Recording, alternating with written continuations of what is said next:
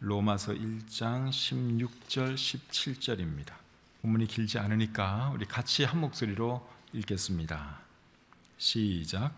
내가 복음을 부끄러워하지 아니하노니 이 복음은 모든 믿는 자에게 구원을 주시는 하나님의 능력이 됨이라.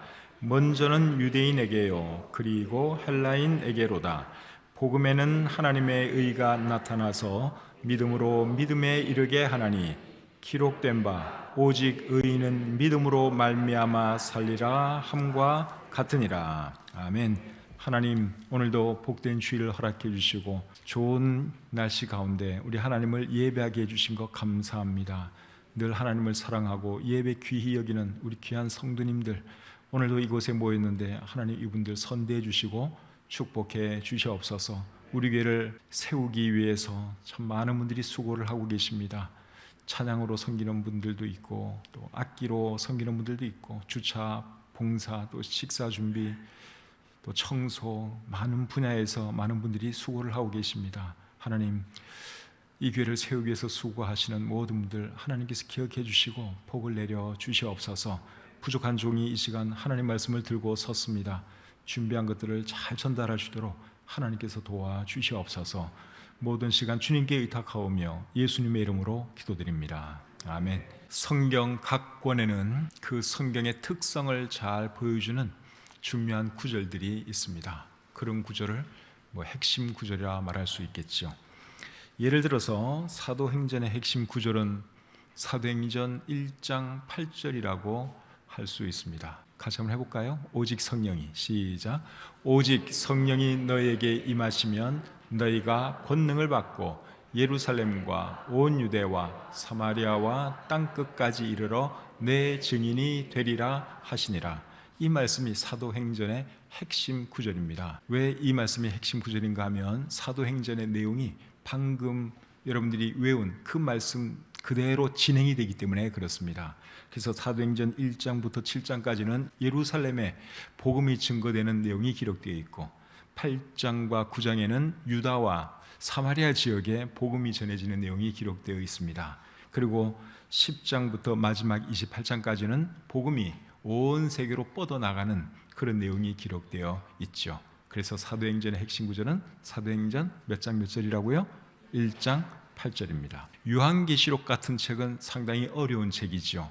그런데 요한계시록에도 전체를 보여주는 아주 중요한 구절이 있습니다.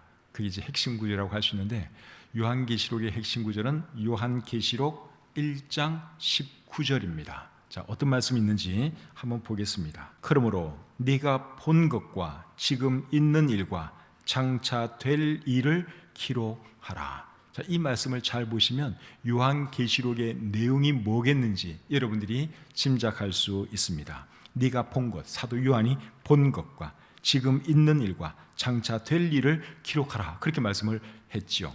그래서 여기서 말하는 본 것은 사도 요한이 본 것을 말하는데 사도 요한이 뭘 봤는가 하면 예수 그리스도를 환상 중에 봤습니다. 환상 중에 계시는 예수 그리스도의 모습을 보았습니다. 거기에 대한 내용이 방금 읽은 이 말씀 바로 위에 나와요. 요한계시록 1장에 나옵니다. 그리고 지금 있는 일은 뭘까요? 7 교회에 보내는 편지 내용을 말하는 것이죠. 그 내용은 요한계시록 2장과 3장에 나옵니다. 그리고 장차 될 일을 기록하라 그랬는데 장차 될 일에 대해서는 이제 요한계시록 4장부터 마지막 22장까지 기록되어 있습니다. 교회가 공중으로 들림받고 난 뒤에 있을 일이 거기에 상세하게 기록되어 있습니다. 그래서 요한계시록의 핵심 구절은 요한계시록 1장 19절이라고 할 수 있습니다. 빌립보서의 핵심 구절은 뭘까요? 주 안에서 항상 기뻐하라. 내가 다시 말하노니 기뻐하라 하는 이 말씀이 빌립보서의 핵심 구절입니다. 요한복음의 핵심 구절은 뭘까요? 요한복음의 핵심 구절은 아무래도 요한복음 3장 16절이 제일 유명하니까 그 말씀을 핵심 구절로 볼 수 있습니다. 그리고 요한복음 20장 31절 말씀도 요한복음의 핵심 구절이라고 할 수 있습니다. 요한복음 20장 31절의 내용은 이겁니다. 오직 이것을 기록함은 너희로 예수께서 하나님의 아들 그리스도이심을 믿게 하려 함이요 또 너희로 믿고 그 이름을 힘입어 생명을 얻게 하려 함이라. 방금 읽은 이 말씀 보면 왜 요한복음이 기록되었는지 그 이유를 잘 설명을 하고 있죠. 예수님 믿고 구원받게 하려고 요한복음을 기록했다, 그 말씀을 하고 있죠. 요한복음 3장 16절 내용도 그 내용입니다. 그래서 이제 이런 말씀들이 핵심 구절이라고 할 수 있는 것이죠. 지금 우리가 로마서를 함께 공부하고 있는데 로마서의 핵심 구절은 뭘까요?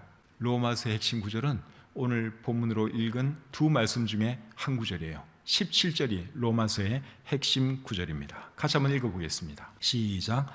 복음에는 하나님의 의가 나타나서 믿음으로 믿음에 이르게 하나니 기록된 바 오직 의인은 믿음으로 말미암아 살리라 함과 같으니라. 로마서는 사람이 어떻게 의롭다함 받을 수 있는가, 그것을 잘 보여주는 책입니다. 갈라디아서도 그런 책입니다. 그런데 방금 읽은 이 말씀 속에 어떻게 사람이 의롭다함 받는 그것이 잘 나와 있죠. 믿음으로 의롭다함 받는다 하는 것을 여기에 말씀하고 있습니다. 그래서 로마서의 핵심 구절은 로마서 1장 17절입니다. 루터 같은 사람, 종교개혁가 루터 같은 사람은 로마서 1장 17절 말씀을 읽다가 이분이 구원의 진리를 깨달았습니다. 그 전까지는 사람이 어떻게 구원받는지 열심히 고행하고 열심히 성례하고 그러면 구원받는 줄 알았어요. 근데 그분이 로마서를 읽다가, 특별히 로마서 1장 17절 말씀을 읽다가 사람은 믿음으로 구원받는 것이로구나, 사람은 믿음으로 의롭다함 받는 것이로구나 하는 것을 그가 깨닫게 되었습니다. 그렇게 해서 이제 그분이 구원의 확신을 갖게 되었고, 그리고 나중에 종교 개혁을 하는 놀라운 일을 하게 되지요. 오늘 설교 제목은 나는 복음이 부끄럽지 않습니다 입니다. 이 말은 사도 바울이 한 말입니다. 16절에서 그렇게 말씀을 하고 있습니다. 내가 복음을 부끄러워하지 아니하노니. 이게 무슨 말이에요? 나는 복음이 부끄럽지 않다, 그 말이죠. 표준 세번역 성경은 이 부분을 이렇게 번역하고 있습니다. 나는 복음을 부끄러워하지 않습니다. 여러분, 예수님 믿는 사람들이 복음을 전해야 함에도 불구하고 복음을 잘 못 전하는 이유가 뭐겠어요? 또는 안 전하는 이유가 뭐겠습니까? 여러 가지 이유가 있겠지만 중요한 이유 중에 하나가 복음을 부끄러워하기 때문에 그런 것입니다. 나 복음 안 부끄러운데요? 그렇게 말하는 사람들 중에도 속으로는 사실 은근히 복음을 부끄러워하는 그런 분들이 계십니다. 고린도전서 1장 18절에 보시면 이런 말씀이 있습니다. 십자가의 도가 멸망하는 자들에게는 미련한 것이요 구원을 받는 우리에게는 하나님의 능력이라. 여기 잘 보시면 십자가의 도는 복음을 말하는 것이죠. 십자가의 도가 멸망하는 자들에게는 미련한 것이라 그랬습니다. 그러니까 이 복음에는 어떤 사람들 눈에는 굉장히 미련하게 보이는 그런 면이 있습니다. 그러다 보니까 어떤 생각을 할 수 있는가 하면, 내가 복음 전하면 저 사람이 나를 미련하게 보지 않을까, 나를 어리석은 사람이라고 보지 않을까, 지금이 어떤 시대인데 천국을 이야기하고 지옥을 이야기하느냐, 그러면서 나를 어리석은 사람으로 보지 않을까, 저 사람이 나를 조롱하지 않을까 하는 그런 생각이 조금 있습니다. 그런 것이 복음을 부끄러워하는 거예요. 만약에 그런 마음이 전혀 없다면 어떻게 해야 되겠습니까? 담대히 복음을 전해야 되죠. 근데 분명히 예수님을 믿는데, 속으로는 자기가 예수님을 믿는데 사람들 앞에서는 그 말을 못하는 거예요. 그 마음 속에는 어떤 생각이 있느냐? 혹시 내가 조롱당하면 어떡할까? 저 사람이 나를 어리석은 사람으로 보면 어떡할까? 하는 그런 두려움이 있는 거예요. 복음을 부끄러워하는 것이죠. 여러분, 사도 바울이 열심히 복음을 전한 이유가 뭔 줄 아십니까? 그에게는 복음을 부끄러워하는 마음이 전혀 없었기 때문에 그렇습니다. 그러니까 겁나는 게 없는 거예요. 조롱하면 어떠랴, 돌 던지면 어떠랴, 그냥 복음을 전하는 거예요. 왜냐하면 복음이 자랑스러우니까, 복음이 너무너무 귀한 것이니까 복음에 대해서 부끄러운 마음이 전혀 없었어요. 그래서 사도 바울이 그렇게 열심히 복음을 전할 수 있었던 것입니다. 오늘 이 본문 바로 앞에서 사도 바울이 어떤 말을 하는가 하면 나는 빚진 자다 하는 그런 말씀을 하고 있습니다. 로마서 1장 14절 15절 보겠습니다.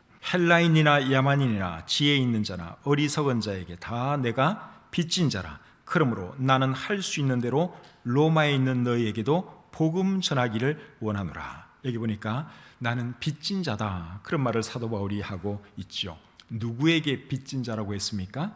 헬라인이나 야만인이나 지혜 있는 자나 어리석은 자에게 다 빚진 자다, 그렇게 말을 하고 있습니다. 다시 말하면 모든 사람에게 다 내가 빚진 자다, 바울은 그렇게 말을 했습니다. 사도 바울이 여러분 모든 사람에게 뭘 빚졌다는 것입니까? 돈을 빚졌다는 말은 아닐 테고 사도 바울이 말하는 빚진 것은 전도에 대한 부담감, 그것이 있다. 나에게는 복음 전도에 대한 책임감이 있다. 그것을 사도 바울이 나는 전도의 빚진 자다, 나는 복음의 빚진 자다, 그렇게 표현한 것입니다. 고린도전서 9장 16절 17절에서 사도 바울은 이런 말을 했습니다. 내가 복음을 전할지라도 자랑할 것이 없으면 내가 부득불할 일임이라. 만일 복음을 전하지 아니하면 내게 화가 있을 것이로다. 내가 내 자의로 이것을 행하면 상을 얻으려니와 내가 자의로 아니한다 할지라도 나는 사명을 받았노라. 자, 사도 바울이 무슨 말을 했는가 하면 복음을 전하지 않으면 내게 화가 있다, 내가 벌을 받을 것이다, 그런 말을 했고, 그리고 나는 복음 전도의 사명을 받았다, 그런 말을 하고 있죠. 바로 이런 것이 빚진 자의 마음입니다. 전도에 대해서 빚진 자의 마음을 이 말씀 속에 사도 바울이 하고 있는 것이죠. 로마서 1장 15절에 보면 사도 바울은 로마에 가서도 복음 전하기를 원한다, 그런 말을 했습니다. 사도 바울이 로마에 가서 복음 전하려고 하는 이유도 뭐겠습니까? 그에게 빚진 자의 마음이 있기 때문에 그렇습니다. 전도에 대한 부담감이 있었기 때문에 그렇습니다. 전도에 대한 책임감, 사명감이 그에게 있었기 때문에 나는 로마에 가서도 복음 전하기를 원한다, 그렇게 말을 한 것이죠. 그 말씀을 하고 나서 한 말씀이 오늘 본문 말씀이에요. 자, 16절 말씀 한번 다시 보겠습니다. 내가 복음을 부끄러워하지 아니하노니 이 복음은 모든 믿는 자에게 구원을 주시는 하나님의 능력이 됨이라. 이거 보니까 사도 바울은 나는 복음이 부끄럽지 않다, 그렇게 말을 하고 있습니다. 전도에 대해서 빚진 자의 마음이 있어도 복음을 부끄럽게 생각하면 절대로 전도할 수 없습니다. 그런데 사도 바울은 복음에 대해서, 전도에 대해서 빚진 자의 마음도 있었고 강한 책임감도 있었고, 그리고 또 뭐가 없었는가 하면 복음에 대해서 부끄러워하는 마음이 없었습니다. 그래서 사도 바울이 그렇게 열심히 전도할 수 있었던 것이죠. 오늘날 우리도 마찬가지입니다. 우리가 전도를 잘 하기 위해서는 두 가지가 반드시 필요합니다. 첫째는 전도에 대해 빚진 자의 마음, 즉 전도에 대한 강한 부담감, 책임감이 있어야 하고, 두 번째는 복음을 부끄러워하지 말아야 합니다. 이 두 가지가 있어야지 복음을 전할 수 있습니다. 여러분, 우리가 복음을 부끄러워하지 말아야 하는 이유가 뭘까요? 오늘 이 본문에서 사도 바울은 두 가지를 우리에게 말씀하고 있습니다. 첫째는 복음은 믿는 자에게 구원을 주시는 하나님의 능력이기 때문에 우리가 복음을 부끄러워하면 안 된다, 그 말을 하고 있습니다. 16절 다시 읽습니다. 내가 복음을 부끄러워하지 아니하노니 이 복음은 모든 믿는 자에게 구원을 주시는 하나님의 능력이 됨이라. 이 복음은 모든 믿는 자에게 구원을 주시는 하나님의 능력이 된다고 사도 바울이 말씀하고 있는데, 여러분 이 말씀 믿으시죠? 이 말씀을 믿는다면 우리도 복음 부끄러워하면 안 됩니다. 우리가 복음 전하면 영혼들이 구원받잖아요. 삶이 변화되잖아요. 복음 전하지 않으면 어떻게 되는 것이죠? 죄인들이 멸망할 수밖에 없습니다. 그래서 복음을 전하면 누군가가 그것을 받아들이고 구원받기 때문에, 죄인들이 회개하고 돌아오는 일이 있기 때문에 우리가 복음을 전해야 하는 것이죠. 세상에 여러분, 죄인이 회개하고 구원받는 일보다 더 기쁘고 감사한 일이 어디에 있겠습니까? 누가복음 15장 7절에서 예수님이 이런 말씀을 하셨습니다. 죄인 한 사람이 회개하면 하늘에서는 회개할 것 없는 의인 99으로 말미암아 기뻐하는 것보다 더하리라. 죄인이 회개하면 하늘에서는 하나님이 그렇게 기뻐하실 수 없다, 예수님이 그 말씀을 하십니다. 그리고 15장 10절에서는 또 이렇게 말씀을 하세요. 이와 같이 죄인 한 사람이 회개하면 하나님의 사자들 앞에 기쁨이 되느니라. 여러분, 죄인 한 사람이 회개하고 돌아오잖아요. 그러면 천국에서는 잔치가 열립니다. 우리 하나님이 얼마나 기뻐하시는지 모릅니다. 이런 거 생각하면 우리가 복음 부끄러워하면 안 되죠. 복음 전해야 하는 것이죠. 반대로 우리가 복음을 부끄러워하고 복음 전하지 않으면 어떻게 될까요? 영혼들이 멸망할 수밖에 없습니다. 히브리서 9장 27절 말씀, 여러분도 잘 아시는 말씀이죠? 한 번 죽는 것은 사람에게 정해진 것이요 그 후에는 뭐가 있다 그랬습니까? 심판이 있다고 말씀하고 있잖아요. 심판 있는 거 생각하면 우리가 그냥 있을 수가 없습니다. 그리고 심판받은 사람들은 어떻게 되는 줄 아세요? 심판받은 사람들은 영원한 지옥 형벌을 받게 된다고 우리 성경이 말씀하고 있습니다. 요한계시록 20장 13절 14절 말씀 제가 한번 읽어드리겠습니다. 13절 중간부터 읽겠습니다. 각 사람이 자기의 행위대로 심판을 받고 사망과 음부도 불못에 던져지니 이것은 둘째 사망 곧 불못이라. 그러니까 심판받은 사람들은 어디로 던져진다고 말씀하고 있어요?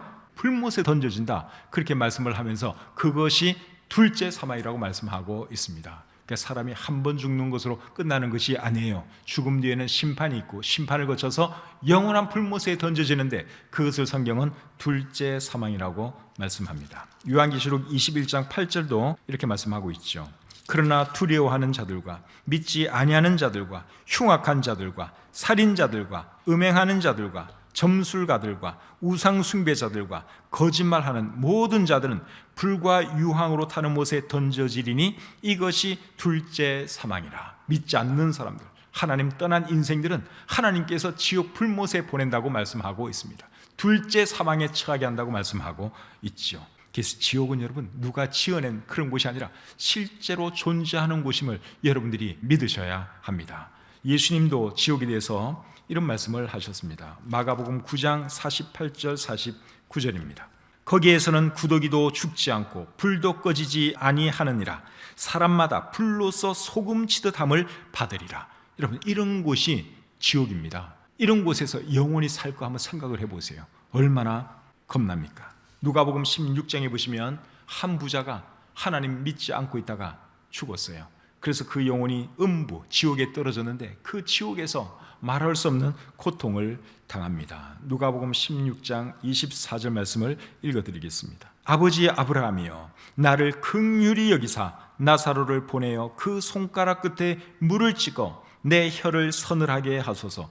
내가 이 불꽃 가운데서 괴로워하나이다. 예수님이 아까 전에 지옥이 어떤 곳인가 말씀을 해주셨죠? 거기서는 구더기도 죽지 않고 사람들이 소금 치듯함을 받는다 그렇게 말씀을 하셨는데 이제 실제로 예수님께서 또 다른 이야기를 해주셨어요. 실제로 지옥에 간 어떤 사람 이야기예요.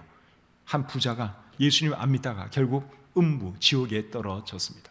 그 지옥이 얼마나 고통스럽든지 물 한 방울만 찍어서 내 혀를 좀 서늘하게 해달라고 아브라함에게 사정합니다.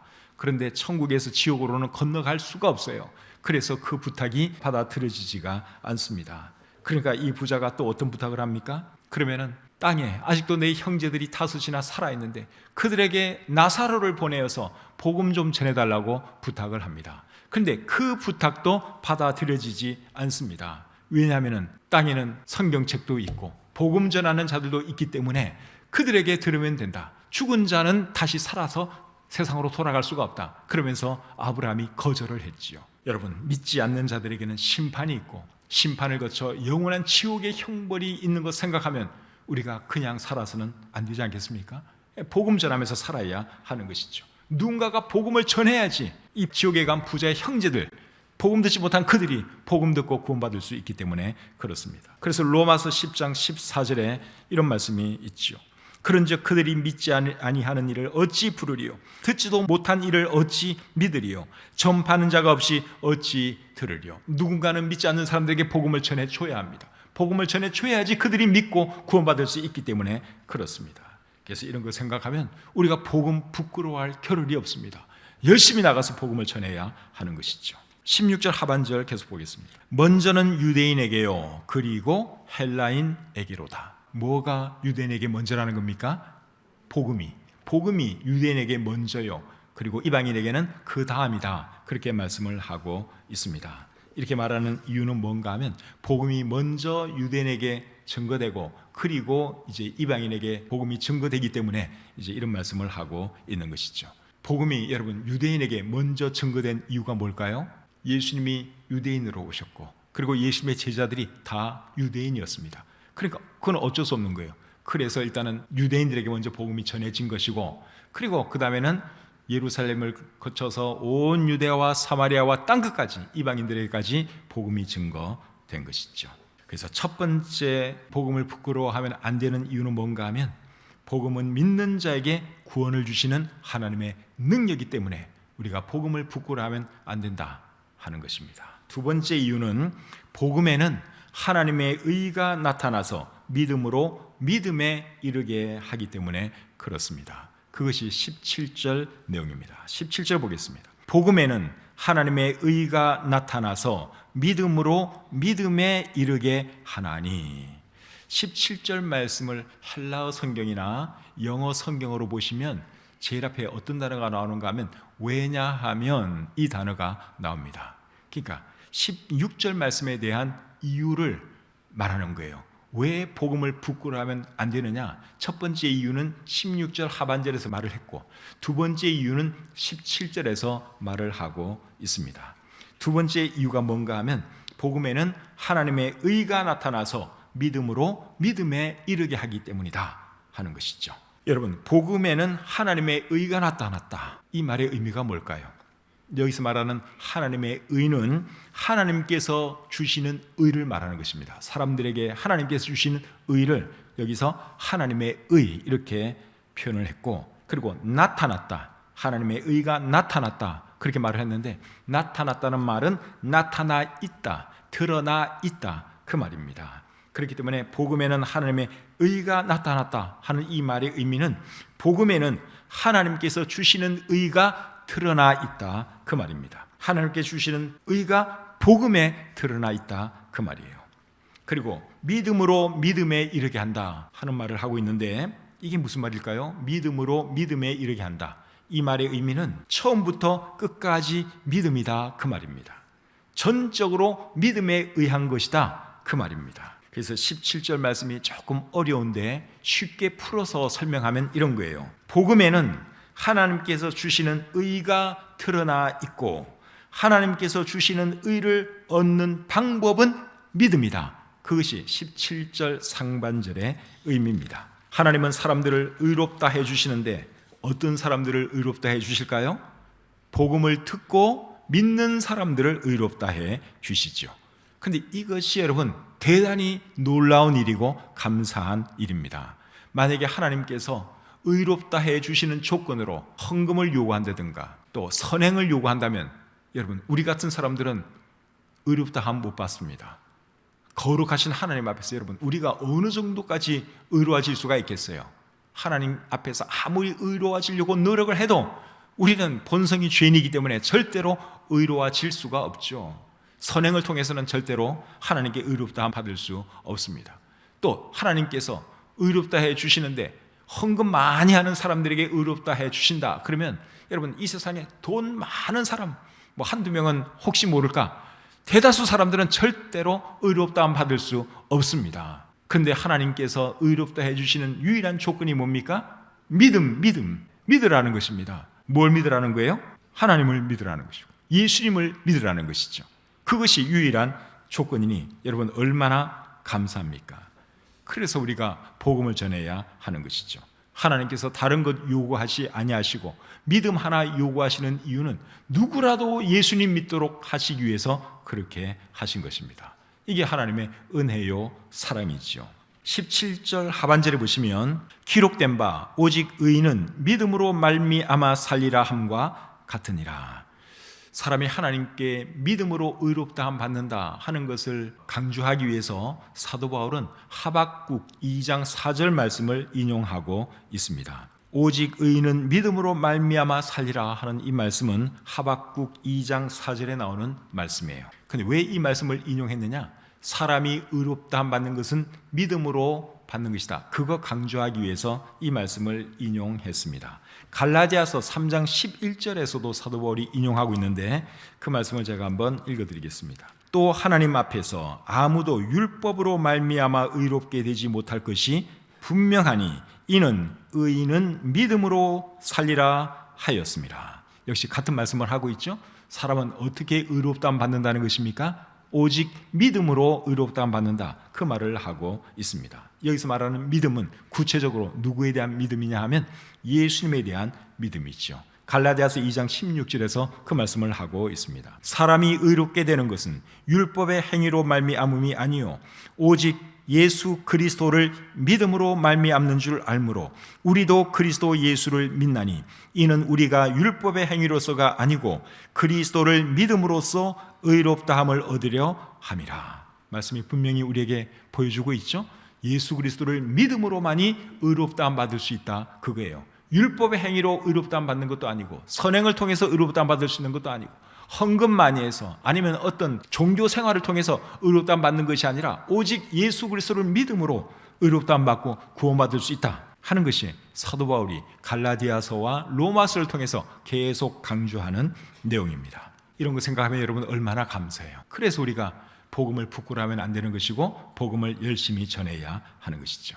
우리는 아무것도 한 것 없이 그냥 믿음으로 구원받았어요. 그런데 우리를 그렇게 구원해 주시기 위해서 예수님은 십자가에 달리셔서 고통당하시며 돌아가셨다고 하는 그 사실을 절대로 잊으시면 안 됩니다. 믿음으로 예수 믿는 거 그거 쉬운 거예요. 누구라도 할 수 있는 거예요. 그러나 예수님은 엄청난 대가를 지불하셨다고 하는 그 사실 여러분 잊지 마시기를 바랍니다. 그 위대한 하나님의 사랑에 대해서 요한일서 4장 9절과 10절은 이렇게 말씀하고 있습니다. 하나님의 사랑이 우리에게 이렇게 나타난 바 되었으니 하나님이 자기의 독생자를 세상에 보내심은 그로 말미암아 우리를 살리려 하심이라. 사랑은 여기 있으니 우리가 하나님을 사랑한 것이 아니요 하나님이 우리를 사랑하사 우리 죄를 속하기 위하여 화목 제물로 그 아들을 보내셨습니다. 하나님께서 우리를 의롭다 해주시기 위해서 예수님으로 하여금 죄값을 대신 지불하게 하신 거예요. 그래서 예수님이 십자가에 달려 돌아가신 것이죠. 이런 하나님의 사랑을 생각하면 우리가 복음을 부끄러워한다든가 예수님을 부끄러워한다든가 절대로 그래서는 안 됩니다. 예수님의 이 사랑에 감동되어서 사도 바울은 온 세계를 다니면서 복음 전하다가 결국 순교당에 돌아가셨습니다. 이제 말씀을 마치겠습니다. 사도 바울이 복음을 부끄러워하지 않은 이유 두 가지가 뭐였죠? 첫째는 16절에 나와 있는데 복음은 모든 믿는 자에게 구원을 주시는 하나님의 능력이 되기 때문이고, 두 번째 이유는 17절에 나와 있습니다. 복음에는 하나님의 의가 나타나서 믿음으로 믿음에 이르게 하기 때문에 복음을 부끄러워하면 안 된다 하는 것이죠. 근데 하나님의 의가 나타나서 믿음으로 믿음에 이르게 한다 하는 이 말이 사실 조금 어렵게 들립니다. 쉽게 말하면 이거예요. 예수님 믿으면 하나님께로부터 의롭다함 받을 수 있다. 그거예요. 그것이 로마서가 우리에게 강력하게 말씀하는 내용입니다. 성도님 여러분, 여러분들은 예수님을 통해서 의롭다함 받으신 사실이 분명히 있으시죠. 얼마나 감사한지 모릅니다. 우리 같은 사람이 태어날 때부터 죄인으로 살다가 죽어서 심판받고 하나님의 영원한 형벌을 받아야 할 그런 사람들이 하나님께서 참 우리 믿음 하나 보시고 겨자씨 할 만한 그 믿음 하나 보시고 구원해 주셨으니 이게 보통 감사한 일이 아니지요. 그러면 어떻게 살아야 되겠습니까? 하나님 은혜 감사하면서 복음 알지 못하는 사람들에게 복음 전하면서 살아야 하는 것이죠. 복음은 부끄러운 것이 아닙니다. 한번 따라하세요. 나는 복음이 부끄럽지 않습니다. 사도 바울이 한 말인데 이 고백이 저와 여러분들의 고백이 되었으면 좋겠습니다. 그래서 복음에 대해서 부끄러워하지 마시고 다른 사람들이 어떻게 생각할까? 나를 미련한 사람으로 보지 않을까? 나를 희롱하지 않을까? 그런 거 생각하지 마시고 여러분들이 예수님을 통해서 거듭나셨으면 의롭다함 받으셨으면 여러분 담대하게 우리를 위해서 죽으신 예수 그리스도를 위해서 담대하게 복음 전하며 사시기를 바랍니다. 그리고 구원받지 못한 분이 한 분이라도 계시면 여러분도 하나님께서 베풀어 주시는 이 구원의 은혜 받으시고 구원받으셔서 천국의 소망 가지고 살아가시기를 우리 주님의 이름으로 축복합니다. 기도하겠습니다. 하나님 은혜와 사랑을 감사합니다. 로마서 말씀을 통해서 또 구원을 은혜로 또 믿음으로 받는다고 하는 이 사실을 다시 한번 성도들과 함께 나눌 수 있어서 참 감사합니다. 값없이 우리가 구원받았는데 그 사실을 늘 감사하면서 복음에 대해서 부끄러워하지 아니하고 만나는 사람들에게 늘 복음 전하며 살아가게 해 주시옵소서. 그래야 늘 새로운 영혼들이 우리 교회에 끊임없이 찾아나오고 구원받는 놀라운 역사가 우리 교회를 통해서 일어나 주도록 하나님 도와주시옵소서. 주신 말씀 감사드리며 예수님의 이름으로 기도드립니다. 아멘.